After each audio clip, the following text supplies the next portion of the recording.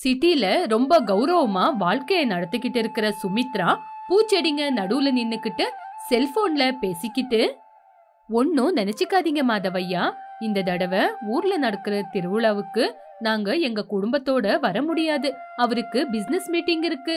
வீட்டுக்கு மூத்தவரு வராம நாங்க எப்படி வர்றது நீங்களே சொல்லுங்க பாக்கலாம். நீங்க திருவிழாவை நல்லபடியா பண்ணுங்க. நான் 1,00,000 ரூபாய் டொனேஷனை அனுப்பி வைக்கிறேன், சரியா அப்படின்னு போனை கட் பண்ணா. அப்பவே அவளோட புருஷனான கிருஷ்ணன் ராஜா அங்க வந்தாரு. சுமித்ரா, மனோகர் ஐயா போன் பண்ணாரா? ஆமாங்க, அவர்தான் போன் பண்ணாரு. இவ்வளவு நேரம் அவர்கிட்ட தான் பேசிட்டு இருந்தேன். நம்மளால வர முடியாதுன்னு சொன்னேன், நீங்க வந்தே ஆகணும்னு சொல்லிக்கிட்டு இருந்தாரு. வர முடியாதுன்னு சொன்னாலும் கேக்குறதே இல்ல. நம்பனா அவங்களுக்கு ரொம்ப மரியாதைங்க. 1,00,000 ரூபாய் குடுக்கறோம் இல்ல சுமித்ரா, அதுக்கப்புறம் நம்மளுக்கு மரியாதை கொடுக்காம இருப்பாரா? எனக்கும் கூட 2 தடவை போன் பண்ணாங்க. ஊரு பெரிய மனுஷங்க அவ்வளோ தடவை போன் பண்ணி வாங்கன்னு சொன்னா நம்ம போவாம இருந்தா நல்லா இருக்காது சுமித்ரா. அப்போ நான் மட்டும் போயிட்டு வரட்டா, இல்லனா நம்ம 2 பேரும் ஒன்னா போயிட்டு வரலாமா? சுமித்ரா, நம்ம 2 பேரும் மட்டும் போறதுக்கு நம்ம என்ன புதுசா கல்யாணம் ஆனவங்களா? நம்மளுக்கு மருமக இருக்கா, மகன் இருக்கா, நம்ம எப்படி அவங்கள விட்டுட்டு போறது? அப்போ மாமியாரு திமிரா வந்துட்டாங்க. மருமக மூஞ்சிக்கு மசிய பூசிக்கிட்டு. சுமித்ரா, மருமக கருப்பா இருந்தாலும் அவளோட முகத்துல லட்சணம் இருக்கு. இப்போ எதுக்காக கலரை பத்தி பேசுற? மாதவையா நம்மள திருவிழாக்கு குடும்பத்தோட வாங்கன்னு சொன்னாங்கல்ல, போனா நல்லா இருக்கும். மருமக வந்ததுக்கு அப்புறம் முதல் திருவிழா. அழகா இருக்கிற நம்ம பையனை வேணா நம்ம கூட கூட்டிட்டு போலாம். ஆனா இப்படி கருப்பா இருக்கிற மருமகளை கூட்டிக்கிட்டு நான் வரமாட்டேன். நான் எப்பவுமே அந்த ஊருக்கு போனா அந்த ஊர்ல இருக்கிறவங்க எல்லாம் கடவுள் வந்த மாதிரி என்ன பாப்பாங்க, கையெடுத்து கும்பிடுவாங்க, மரியாதை கொடுப்பாங்க, நல்லபடியா நடத்துவாங்க. இப்ப கூட அப்படிதான் இருப்பாங்க சுமித்ரா. உங்களுக்கு என்னங்க, நீங்க என்ன வேணா பேசுவீங்க. ஹேண்ட்ஸமா இருக்கிற என்னோட பையனுக்கு தேவதை மாதிரி ஒரு பொண்ணை பார்த்து கல்யாணம் பண்ணி வச்சு மாமியார் மருமக 2 பேரும் சேர்ந்து அழகா இந்த ஊருக்கு வருவோன்னு எதெல்லாம் சொல்லி வச்சிருக்கேன். ஆனா நீங்க என்ன இந்த மாதிரி மருமகளை கட்டி வச்சிருக்கீங்க. ஆனா இப்ப கருப்பா இருக்கிற மருமக என் வீட்டுக்கு வந்திருக்கா. நல்லா பேசிக்கிட்டு இருந்த என் வாய்க்கு கடவுள் பூட்டு போட்டுட்டான். இங்க பாரு சுமித்ரா, மருமக கருப்பா இருக்கான்னு அடிக்கடி சுமித்ராவை திட்டாத. அவளுக்கு கேட்டா கவலைப்படுவா. கல்யாணம் அப்படிங்கறத நம்ம முடிவு பண்றது இல்ல சுமித்ரா, அது மேல ஆண்டவ முடிவு பண்றது. நம்ம என்ன செய்ய முடியும்? ஏதாவது சொல்லி என் வாய மட்டும் மூடவாங்க. ஆனா அந்த கருப்பா இருக்கிற மருமகளை இந்த வீட்டை விட்டு அனுப்புங்கன்னா அதுக்கு மட்டும் உங்களால முடியாதுங்க. அப்படி சொன்ன உடனே மருமகளான சுமத்தி வாசப்படியில கண்ணீர் விட்டுக்கிட்டு கையில ஜூஸ வச்சுக்கிட்டு நின்னு இருந்தா. சுமித்ரா, நல்ல மனசு வச்சிருக்கிற நம்ம மருமக இருக்கிற இந்த வீடு ஸ்வர்க்கம் மாதிரி இருக்கு. என்ன ஸ்வர்க்கமோ என்னவோ, அந்த கருப்பா இருக்கிற சுமத்தி இந்த வீட்டுக்கு காலடி எடுத்து வச்ச உடனே எனக்கு இந்த வீடு நரகமாயிருச்சு. அப்படி பேசாத சுமித்ரா, நம்மளுக்குன்னு ஒரு பொண்ணு இருந்து அந்த பொண்ணு இப்படி கருப்பா இருந்தா என்ன பண்ணிருப்ப? இந்த சுமித்ராவை நீங்க சரியா புரிஞ்சுக்கலங்க. எனக்கு அந்த மாதிரி கருப்பா இருக்கிற குழந்தை பிறந்திருந்தா ஹாஸ்பிட்டல்லயே அந்த குழந்தைய கொன்னுட்டு வந்திருப்பேன். அதை விட்டுட்டு 10 மாசம் சுமந்திருக்கேன், இந்த அம்மா பாசம் முடியாது அப்படின்னு கதை பேசுறவ நான் இல்லங்க. அதுக்குதான் என்னவோ அந்த கடவுள் நம்மளுக்கு ஒரு பொண்ணை கொடுக்கவே இல்ல, அழகான ஒரு பையனை மட்டும் கொடுத்திருக்கான். எது என்னவா இருந்தாலும் என்னவோ இருக்கட்டும், நான் சொல்றத சரியா கேட்டுக்கோ. என்ன ஆனாலும் நம்ம எல்லாரும் சேர்ந்துதான் ஊருக்கு போறோம். இப்படி மாமனாரான கிருஷ்ணன் ராஜு வாசப்படியிலேயே நின்னுகிட்டு இருக்கிற மருமகளான சுமத்தி கிட்ட வந்தான். போ மருமகளே போ, உன்னை திட்டிக்கிட்டு இருக்கிற உங்க அத்தையோட வயிறு சில்லுன்னு ஆகுற மாதிரி இந்த ஜூஸ குடு. சுமத்தி கண்ணீரை தொடச்சுக்கிட்டு ஜூஸை எடுத்துக்கிட்டு அத்தையான சுமித்ரா கிட்ட வந்தா. சுமித்ரா கோவமா மருமகளை பார்த்தா. அத்தை, ஜூஸ் எடுத்துக்கங்க. உன்னோட கருப்பா இருக்கிற கையில என்ன கொடுத்தாலும் நான் வாங்க மாட்டேன். எனக்கு எதுவுமே குடுக்காத, என் கண்ணு முன்னாடியே நிக்காத. அத்தை, என்ன திட்டுறதுக்காவது உங்களுக்கு சக்தி வேணும்ல, அந்த சக்திக்காவது இந்த ஜூஸ குடிங்க அத்தை. என் மேல இருக்கிற கோவத்துல குடிக்காம இருக்காதீங்க, குடிங்க அப்படி சொல்லி சுமத்தி அத்தைக்கு ஜூஸ் கொடுத்தா. அத்தை கூட ஜூஸ கையில வாங்கி ஜூஸ பார்த்தா. அவ்வளவுதான், அந்த ஜூஸ் அவளுக்கு கருப்பா தெரிஞ்சிச்சு. சுமித்ரா கோவமா அந்த ஜூஸ சுமத்தி மூஞ்சிக்கு எரிஞ்சா. சுமத்தி மூஞ்ச தொடச்சுக்கிட்டு எதுவுமே பேசாம போயிட்டா. சுமித்ரா கூட கோவமா வீட்டுக்குள்ள வந்தா. கிருஷ்ணராஜு சோஃபால உக்காந்து இருந்தா. அங்க சுமித்ரா வந்தா. சுமித்ரா, மகன் வந்தா சொல்லிடு, நாளைக்கு நம்ம திருவிழாக்கு போறோம். திருவிழாக்கு நம்ம மருமகளும் கூட வரா. எனக்கு கொஞ்சம் கண்டிஷன் இருக்கு. அந்த கண்டிஷனுக்கு ஒத்துக்கிட்டாதான் நம்ம எல்லாருமே ஊருக்கு போறோம். இல்லனா நம்ம யாருமே போக மாட்டோம். சொல்லுங்க அத்தை, நான் அந்த கண்டிஷனுக்கு ஒத்துக்கிறேன். அப்போ சீக்கிரமா போய் உன் ட்ரெஸ் எல்லாம் ரெடி பண்ணிக்கோ. நான் சொல்றத சரியா கேட்டுக்கோ. நான் சொல்ற கண்டிஷன் என்னன்னா, நம்ம ஊருக்கு போனதுக்கு அப்புறம் நான் எங்க போனாலும் என்கிட்ட நீ வரவே கூடாது. யாராவது நீ யாருன்னு கேட்டா நீ பதில் சொல்ல கூடாது. உனக்கும் எனக்கும் எந்த சம்பந்தமும் இல்ல. ஊருக்கு போனதுக்கு அப்புறம் நீ யாரோ நான் யாரோ அப்படி இருக்கணும், சரியா? அந்த வார்த்தையை கேட்ட உடனே கிருஷ்ணராஜுவுக்கும் சுமதிக்கும் ரொம்பவே கஷ்டமாயி 2 பேரும் கண்ணீர் விட்டாங்க. இப்படி மனசு உடைஞ்சு போய், நீ பண்றது தப்பு சுமித்ரா. உனக்கு கருப்பா இருக்கிற மருமக மட்டும் தான் தெரியுது, அவளோட மனசு தெரியல. நீ இவ்ளோ கஷ்டம் கொடுக்கறது நல்லா இருக்கா? சொல்லு சுமித்ரா. எனக்கு எந்த கஷ்டமும் இல்ல மாமா, பரவாயில்ல, நம்ம இப்படியாவது திருவிழாக்கு போலாம். அப்படி சொல்லி சுமதி சந்தோஷமா கிச்சனுக்கு போனா. 2 நாளுக்கு அப்புறம் சுமித்ரா, கிருஷ்ணராஜு, வினய், சுசித்ரா கிராமத்துக்கு வந்தாங்க. அங்க இருக்கிற மண்ணு வீட்டுக்கு வந்தாங்க. அவங்கள பார்த்த ராகவையா, ஏய் சுமதி உள்ள போ, மாதவையா வராரு. அப்படி சொன்ன உடனே சுமதி வீட்டுக்குள்ள போயிட்டா. மாதவையா வந்தாரு, எல்லாரையும் பார்த்தாரு, வினய கூட பார்த்தாரு. உங்க பையன் ரொம்பவே அழகா இருக்காரு. உங்க மருமக எங்க? அவ உள்ள ஏதோ வேலையா போனா அப்படின்னு சொல்லி திருவிழாவை பத்தி பேச ஆரம்பிச்சாங்க. மறுநாள் திருவிழா ஆரம்பமாச்சு. கோயிலுகிட்ட பாட்டு சத்தம் கேட்டுக்கிட்டு இருந்துச்சு. கோயில ரொம்ப நல்லா அலங்காரம் செஞ்சிருந்தாங்க. சுமித்ரா தெரிஞ்சவங்கிட்ட பேசிக்கிட்டு இருந்தா. வினய் ஒரு பக்கம் நிக்கும் போது பொட்ட பசங்க அவங்கிட்ட பேசிக்கிட்டு இருந்தாங்க. ஒரு பக்கம் மரத்துக்கிட்ட மருமகளான சுமதி கண்ணீரை விட்டுக்கிட்டு ஒரு மரத்துக்கடியில யாருமே இல்லாம தனியா நின்னு இருந்தா. இந்த திருவிழா எதுக்காக வந்துச்சோ என்னவோ, வீட்ல இருந்தாவது அத்தை மாமாக்கு சேவை பண்ணிக்கிட்டே இருப்பேன். அத்தை திட்டினாலும் என்கிட்ட பேசிக்கிட்டே இருப்பாங்க. மாமா கூட என்கிட்ட நல்லபடியா பேசுவாங்க. அவரும் என்னோடயே இருந்திருப்பாரு.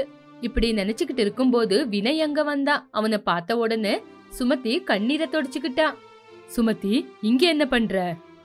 பாட்டு சத்தம் ரொம்ப ஜோரா கேட்டுக்கிட்டு இருந்துச்சுங்க, அதனாலதான் இங்கே நின்னுட்டேன். இங்க சத்தம் அதிகமா கேக்குறது இல்லங்க. கவலைப்படாத சுமதி, அம்மா இன்னும் கொஞ்ச நாள் தான் உன்னை திட்டுவாங்க, அதுக்கப்புறம் உன்னை ஏத்துக்குவாங்க. நீ எதை பத்தியும் கவலைப்படாம சந்தோஷமா இரு. நான் கவலைப்படலைங்க. என்னோட சுமதி பத்தி எனக்கு தெரியாதா? அத்தையோட பாசத்துக்காக என் சுமதியோட மனசு ஏங்குதுன்னு. அப்படி பேசிக்கிட்டு இருக்கும்போது மாமனாரான கிருஷ்ணராஜு அங்க வந்தாரு. அப்பா வினய், உங்க அம்மா கோயிலுக்கிட்ட இருக்கிற கிணத்துல விழுந்துட்டா, வாப்பா உடனே வந்து அவளை காப்பாத்து. அப்படி சொன்ன உடனே வினய், சுமதி 2 பேரும் ஓடோடி வந்தாங்க. கிணத்துக்கிட்ட எல்லாருமே வந்து சுமித்ரா சுமித்ரான்னு கூப்பிட்டாங்க. அம்மா அம்மா, யாராவது தண்ணிக்குள்ள இறங்கி என்னோட சுமித்ராவை காப்பாத்துங்க, காப்பாத்துங்க. அப்ப சுமதி எதை பத்தியும் யோசிக்காம கிணத்துல குதிச்சிட்டா. அங்க நின்னு இருந்த ஜனங்க எல்லாருமே கிணத்துக்குள்ள எட்டி பாத்துக்கிட்டே இருந்தாங்க. கொஞ்சம் நேரத்துக்கு அப்புறம் அத்தையான சுமித்ரா சின்ன சின்ன காயங்களோட ஒரு கல்லு மேல உக்காந்துருந்தா. பக்கத்திலேயே மருமகளான சுமதி, சுமதி உனக்கு ஒண்ணு ஆவல இல்லம்மா? எனக்கு ஒண்ணு ஆவல மாமா, அத்தைய ஹாஸ்பிட்டலுக்கு கூட்டிட்டு போங்க, எனக்கு ஒண்ணு இல்ல. சுமித்ரா, மருமக கருப்பா இருக்கான்னு அவ கொடுத்த ஜூஸ நீ குடிக்கல, அவ செஞ்ச சமையல கூட சாப்பிடல. ஆனா இப்போ அவ உயிரை பத்தி கூட கவலைப்படாம உன்னை காப்பாத்திருக்கா. உன்னை நீ இப்ப என்ன பண்ணிக்க போற? அப்படி சொன்ன உடனே சுமித்ரா கண்ணீரை விட்டுக்கிட்டு எந்திரிச்சு நின்னா. எல்லாரும் சுமித்ராவை பாத்துக்கிட்டு இருந்தாங்க. இங்க பாருங்க, எல்லாரும் கேட்டுக்குங்க, கருப்பா இருக்கிற இந்த பொண்ணுதான் என்னோட மருமக. வா சுமதி, வாமா என்கிட்ட. அப்படி சொன்ன உடனே சுமித்ரா பக்கத்துல சுமதி போனா. அத்தை மருமக 2 பேரும் கட்டி பிடிச்சு சந்தோஷமா பேசிக்கிட்டாங்க. அன்னையில இருந்து அத்தை மருமக ரொம்ப சந்தோஷமா இருந்தாங்க. கட்டில்ல படுத்துக்கிட்டு கால்வலியால கஷ்டப்படுற சுகுணா கிட்ட அவளோட புருஷன் வெங்கட் வந்தாரு. கால்வலி இப்ப எப்படி இருக்கு சுகுணா? எனக்கு கால் வலிக்குதுன்னு அமிர்தாஞ்சன் தேய்ச்சி விட்டீங்களா, இல்ல மெடிக்கல் ஷாப்புக்கு போய் டேப்லெட் கொண்டு வந்து கொடுத்தீங்களா? எதுவுமே செய்யாம இப்போ எப்படி இருக்கு சுகுணான்னு வந்து திமிரா கேக்குறீங்க? ஐயோ சுகுணா, நான் திமிரா கேக்கலம்மா, உனக்கு எப்படி இருக்குன்னு தான் கேட்டேன். உங்க பேச்சு எப்படி இருக்கும்னு எனக்கு தெரியாதா? ஐயோ சுகுணா, இந்த வலிய தாங்க முடியாம நீ இப்படி பேசுறேன்னு எனக்கு நல்லா தெரியும். உன்னோட வலிய என்னாலையும் பார்க்க முடியல. நாட்டு வைத்தியம் செய்யலாமா? உங்களுக்கு நீங்க செய்யற நாட்டு வைத்தியம் மேலதான் நம்பிக்கை அதிகம். எனக்கு வாழணும். அப்போ கொஞ்ச நேரம் தாங்கிக்கோ சுகுணா. மருமக சுகன்யா டாக்டரை கூட்டிட்டு வர போயிருக்கா. ஐயோ கடவுளே, இந்த காலு வலிய என்னால தாங்க முடியல. இந்த காலு வலிய தாங்கிறதுக்கு செத்து போயிடலான்னு இருக்கு. நிஜமாவா சுகுணா? உன்னோட கடைசி ஆசை என்னன்னு சொல்லிடு. அதப்படி நான் செஞ்சு முடிச்சிடுறேன். இல்லனா உன்னோட ஆத்மத்துக்கு சாந்தி கிடைக்காது. எனக்கு தெரியுங்க. நான் எப்ப போய் சேருவேன்னு காத்துக்கிட்டு இருக்கீங்களா? நான் அவ்வளோ ஈஸியா உங்களை விட்டுட்டு போயிட மாட்டேங்க. நான் போனா நீங்க ரொம்ப சந்தோஷமா வாழலான்னு பாக்குறீங்களா? நான் எங்க போனாலும் உங்களை கையோட கூட்டிக்கிட்டு தான் போவேன். இப்படி சுகுணா சொல்லிக்கிட்டு இருக்கும்போது அவங்களோட மகன் வினய் வந்தான். எதுக்குப்பா சும்மா அம்மா கிட்ட ஏதோ ஒண்ணு பேசிக்கிட்டு இருக்கீங்க? முதல்லயே அம்மா காலுவலி தாங்க முடியாம ரொம்பவே கஷ்டப்பட்டுக்கிட்டு இருக்காங்க. அப்பா வினய், மருமகளுக்கு போன் பண்ணி கேளுப்பா. அவ டாக்டரை கூட்டிக்கிட்டு எவ்வளவு தூரம் வந்திருக்கான்னு. என்னால இந்த காலுவலிய தாங்க முடியல. தெரிஞ்சுக்கப்பா, சீக்கிரமா தெரிஞ்சுக்கோ. உங்க அம்மா இவ்ளோ காலுவலியில துடிக்கிறத என்னால பார்க்க முடியல. மருமகளே டாக்டரை கூப்பிட்டுக்கிட்டு வீட்டுக்கு வராளா, இல்ல உங்க அம்மாவை தூக்கிக்கிட்டு ஹாஸ்பிட்டலுக்கு போணுமா?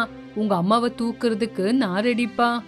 ஐயோ கடவுளே, இந்த வார்த்தைங்களை என்னால காது கொடுத்து கேட்க முடியல. அப்பா வினய், உன் பொண்டாட்டிக்கு ஒரு தடவை போன் பண்ணுப்பா. என்னோட காலு வலியோட உங்க அப்பா பேசுறத தாங்க முடியல. இதோ இப்பவே கேக்குறேம்மா. இப்படி வினய் போன் பண்ணலான்னு பாக்கும்போது மருமகளான ஆமினி டாக்டரை கூட்டிக்கிட்டு வீட்டுக்கு வந்தா. சுகுணா புருஷன் வெங்கட்ராவ் அப்படியே மகனான வினய் பாத்துக்கிட்டு இருந்தாங்க. ஏங்க, அந்த ஸ்டூல கொண்டு வாங்க. இதோ இப்பவே கொண்டு வரேன் ஆமினி அப்படின்னு வினய் ஸ்டூல கொண்டு வந்து கொடுத்தான். அப்ப அந்த ஸ்டூல்ல சுகன்யா மேடம் உக்காந்தாங்க. அத்தை எந்திருங்க, எந்திரிச்சு உக்காருங்க, டாக்டர் சுகன்யா மேடம் வந்திருக்காங்க. ஐயோ மருமகளே, என்னால எந்திரிச்சு உக்கார முடியாது. எனக்கு ரொம்பவே காலு வலிக்குது. டாக்டர், சீக்கிரமா என்னோட காலு வலிக்கு நல்ல மருந்து கொடுங்க டாக்டர். சரிங்க சுகுணா, அப்படியே நீங்க படுத்துக்குங்க. நான் உங்களை செக் பண்ணி மருந்து கொடுக்கறேன். அதுக்கப்புறம் 2 நாள்ல காலு வலி குறைஞ்சிடும். அதுக்கப்புறம் நல்லா ஓடலாம். ஐயோ டாக்டர், முதல்ல அந்த வேலையை செய்யுங்க. அடுத்த ஜென்மத்துல உங்களுக்கு மகளா பிறந்து உங்களுக்கு நான் சேவை பண்றேன். கொஞ்ச நேரம் பேசாம அப்படியே படுங்க. காலு வலியோட எல்லா வலியும் உங்களுக்கு பறந்து போயிடும். அப்படி சொல்லி டாக்டர் சுகன்யா இன்ஜெக்ஷன் போட்டாங்க. அப்போ மருமகளான ஆமனி, அத்தை நீங்க எதுவுமே பேசாதீங்க, அப்படியே படுத்துக்கங்க. டாக்டர் சுகன்யா மேடம் உங்களுக்கு இன்ஜெக்ஷன் போட்டுக்கிட்டு இருக்காங்க. ஆமா, காலு இவ்ளோ வலி வர மாதிரி என்ன வேலை செஞ்சீங்க சுகுணா? மேடம், என்னோட அத்தை தலையில கூடல காய்கறியை வச்சுக்கிட்டு வித்துக்கிட்டு வருவாங்க. நான் எவ்வளோ தடவை சொல்லி பார்த்துட்டேன். ஒரே இடத்துல காய்கறியை வித்துக்கிட்டு உக்காருங்கன்னா அவங்க என் பேச்சே கேட்க மாட்டேங்கிறாங்க. எது என்னவா இருந்தாலும் ஆமனி, உங்க அத்தைக்கு வயசாயிருக்கு. அவங்க இந்த நேரத்துல கொஞ்சம் ரெஸ்ட் எடுக்கணும். ரொம்பவே அழியக்கூடாது. அவங்க வலிக்கு நான் இப்போ இன்ஜெக்ஷன் போட்டிருக்கேன். ஆனா அவங்க ரெஸ்ட் எடுக்க நீங்க தான் அவங்களுக்கு உதவியா இருக்கணும். சரிங்க டாக்டர், இன்னையில இருந்து எங்க அத்தை வீட்லயே இருந்துகிட்டு ரெஸ்ட் எடுக்கட்டும். நான் வெளியில போய் காய்கறியை வித்துட்டு வரேன். அப்படி சொன்ன உடனே டாக்டர் சுகுணா இன்ஜெக்ஷனை போட்டாங்க. வெங்கட்ராவ் பணத்தை கொடுத்தாங்க. டாக்டர் சுகன்யா பணத்தை வாங்கிக்கிட்டு அங்க இருந்து கிளம்பி போனாங்க. அத்தை, நாளையில இருந்து நீங்க வீட்ல இருங்க, நான் போய் காய்கறி வித்துட்டு வரேன். மருமகளே, தலை மேல காய்கறியை வச்சுக்கிட்டு வித்துக்கிட்டு வர்றது அவ்வளவு சுலபமான வேலை இல்ல. எவ்வளோ வருஷமா செய்யறேன். எனக்கே இந்த வலிய தாங்க முடியல. அப்படி இருக்கும்போது நீ புதுசா போய் இந்த மாதிரி காய்கறியை வித்தா உன்னால தாங்க முடியாது. சுகுணா, என்னோட மருமக உன்ன மாதிரி இல்ல, ரொம்பவே புத்திசாலி. உன்ன மாதிரி தலைமையில காய்கறியை கொண்டு போய் விக்காம புதுசா விக்கிவா. மருமகளே, இது நம்ம போட்டி போட்டு வியாபாரம் செய்யற நேரம். நம்மளதுதான் ஒரு அடி முன்னாடி இருக்கணும். நம்ம ஒரே பக்கத்துல உக்காந்து காய்கறியை வித்தா யாருமே வாங்க மாட்டாங்க. அவங்க வீட்டுக்கிட்ட போய் அவங்களுக்கு தேவையான காய்கறிய விப்பாங்க. அப்படி இருக்கும்போது நம்ம கிட்ட யாருமா வந்து காய்கறிய வாங்குவா? நீங்க சொல்றது கூட உண்மைதான் அத்தை. நீங்க காய்கறிய பத்தி யோசிக்காதீங்க. அத மறந்துட்டு ரெஸ்ட் எடுங்க, நான் போய் காய்கறியை விக்கிறேன். அப்படி சொன்ன உடனே அத்தை சுகுணா தூக்கத்துக்கு இறங்குனா. மருமகளே, நான் பஸ் ஸ்டாண்டு வரைக்கும் போயிட்டு வரேன். சரிங்க மாமா, பார்த்து பத்திரமா போயிட்டு வாங்க. இப்படி ஆமனி சொன்ன உடனே வெங்கட்ராவ் கிளம்பி வெளியே போனா. மருமகளான ஆமனி எப்படி புத்திசாலித்தனமா காய்கறியை விக்கலான்னு யோசிச்சா. எவ்வளவு யோசிச்சாலும் ஆமனிக்கு எந்த ஐடியாவும் வரல. இப்படியே 2 நாள் போயிடுச்சு. சுகுணா நல்லபடியா சேர்ல உக்காந்துக்கிட்டு காலை நீட்டிக்கிட்டு கால்வலி இல்லாம இருந்தா. இப்போ எப்படி இருக்கு சுகுணா? இப்ப கொஞ்சம் பரவாயில்லங்க. நீங்க டிஃபன் சாப்பிடலையா? நான் சாப்பிடுறேன் சுகுணா, நீ முதல்ல போய் சாப்பிடு. மருமக ஆமனி என்னங்க பண்றா? புத்திசாலித்தனமா எந்த இடத்துல காய்கறி வித்தா பணத்தை சம்பாதிக்கலான்னு யோசிக்கிறா. ஐயோ, அவ்வளோ பெரிய யோசனை என்னங்க? ஒரே பக்கம் உக்காந்து காய்கறி வச்சு வித்தா போர்டை வச்சுதான் விக்கணும். இல்லனா ஊர் முழுக்க சுத்தி சுத்தி விக்கணும். எப்படியும் ஊர் முழுக்க திரிஞ்சு காய்கறி விக்க முடியலனாலும் ஒரு மரத்துக்கு கீழே காய்கறிய போட்டுக்கிட்டு இங்க எல்லா வகையான காய்கறிகளும் விற்கப்படும்னு போர்டு போடுவா, அப்படிதானே? அது என்னன்னு எனக்கு கூட தெரியல சுகுணா. இன்னும் கொஞ்ச நேரத்துல நம்ம மருமக நம்மள கூப்பிடுவா. வெளிய போய் பார்க்கலாம். நம்மளோட மருமக எந்த மாதிரி ஐடியா பண்ணி காய்கறிய விற்க போறான்னு பார்க்கலாம். இப்படி வெளிய தோட்டத்துல காய்கறிய வச்சு ஒரு பெரிய கொடைய செஞ்ச ஆமனி சந்தோஷப்பட்டுக்கிட்டு, அத்தை மாமா வெளிய வாங்க, இது காய்கறியோட கடை அப்படின்னு எல்லாருக்கும் தெரியணும்னு நான் ஒரு வேலை செஞ்சிருக்கேன். இத பார்த்தா என்கிட்ட காய்கறி வாங்காம போக மாட்டாங்க. அப்படி சொல்ற ஆமனியோட பேச்ச கேட்டு வா சுகுணா, மருமக கூப்பிடுறா. அப்படி சொல்லி டிஃபனை மொத்தமா சாப்பிட்டு முடிச்ச சுகுணாவை கூட்டிக்கிட்டு வெளியே வந்தாரு வெங்கட். அங்க காய்கறியில ஒரு கொடைய புடிச்சுக்கிட்டு மருமகளான ஆமினி இருந்தா. சுகுணா வெங்கட் ரொம்பவே ஆச்சரியப்பட்டு அந்த கொடைய பாத்துக்கிட்டே நின்னாங்க. அத்தை, எப்படி இருக்கு என்னோட காய்கறி கொடை? நிஜம் சொல்லணும்னா ரொம்பவே அருமையா இருக்கு மருமகளே, உன்னோட ஐடியா சூப்பர். நீ செஞ்ச பொருள் அதை விட ரொம்பவே அழகா இருக்கு. ஆமா மருமகளே, இந்த மாதிரி காய்கறியில கொடைய செஞ்சா நம்மளுக்கு வரப்போற லாபம் என்ன? அத்தை, காய்கறிய விற்கும் போது இந்த காய்கறி கூட நம்மளுக்கு உதவியா இருக்கும். இதுக்கு முன்னாடி நம்ம தள்ளு வண்டியில காய்கறி வச்சு விற்போம், இல்லனா கூடையில கொண்டு போய் கத்திக்கிட்டு விற்போம். இப்ப நம்ம அது ரெண்டுமே செய்ய மாட்டோம். ஒரு பக்கம் காய்கறிய போட்டுக்கிட்டு ரோட்ல போறவங்க வரவங்களுக்கு அந்த கொடை தெரியற மாதிரி காய்கறிய வச்சு விக்கணும். அப்ப வந்தவங்க நம்ம கொடைய பார்த்து இங்கே வந்து காய்கறிய வாங்குவாங்க. மருமகளே, நீ சொல்றது என்னவோ உண்மைதான். ஆனா இந்த மாதிரி காய்கறியில கொடைய பண்ணா எல்லாருமே காய்கறிய வாங்குவாங்கன்னு எப்படி நம்புற? சுகுணா, நம்மளோட மருமக ஏதோ செய்யறேன்னு சொல்றா, அவளை விடு, செய்யட்டும் அவ. மருமகளே, நீ போய் உன்னோட வேலையை செய்ய. அப்படி சொன்ன உடனே ஆமனி அங்கிருந்து கிளம்பி போனா. அப்படி சொல்லி டைமை கொஞ்சம் கூட வேஸ்ட் பண்ணாம ஒரு தள்ளு வண்டியில காய்கறியும் கொடையும் வச்சுக்கிட்டு ஆமனி அங்கிருந்து விற்க கிளம்புனா. ஜனங்க நடக்கிற இடத்துல கொடைய வச்சுக்கிட்டு உக்காந்து இருந்தா. இப்படி போறவங்க வரவங்க அந்த காய்கறியோட கொடைய பார்த்து இங்க காய்கறி விக்கிறாங்கன்னு தெரிஞ்சு காய்கறிய வாங்கிட்டு வீட்டுக்கு கொண்டு போனாங்க. காய்கறி கொடை கமலவுக்கு ரொம்பவே பிடிச்சிருந்துச்சு. இங்க பாருமா, என் பேரு ஆமனிங்க, சொல்லுங்க உங்களுக்கு என்ன வேணும்? இந்த வெஜிடபிள் அம்பரலா வேணும். எவ்வளவுக்கு விக்குவ? சாரிங்க, இந்த கொடையை என்னால விக்க முடியாது. இங்க காய்கறி விக்கிறாங்கன்னு விஷயம் எல்லாருக்கும் தெரியணும் அப்படின்னு தான் இந்த கொடையை செஞ்சு வச்சிருக்கேன். வாரேவா ஆமனி, உன்னோட ஐடியா ரொம்ப சூப்பர். ஆமா, உன்னோட கடையில எல்லா விதமான காய்கறிய வச்சிருக்கதானே? ஆமாங்க, எல்லா விதமான காய்கறிய நான் வச்சிருக்கேன். குட். இப்படி ஆமனிய புகழ்ந்து பேசி அவளுக்கு தேவையான காய்கறிய வாங்கிட்டு போனா. இப்படி ஆமனி வித்த காய்கறி நல்லபடியா வியாபாரமாயி இப்படி குடும்பத்துக்கு தேவையான காசை சம்பாதிச்சு கொடுத்தா. அத பார்த்த சுகுணா ரொம்பவே சந்தோஷப்பட்டா.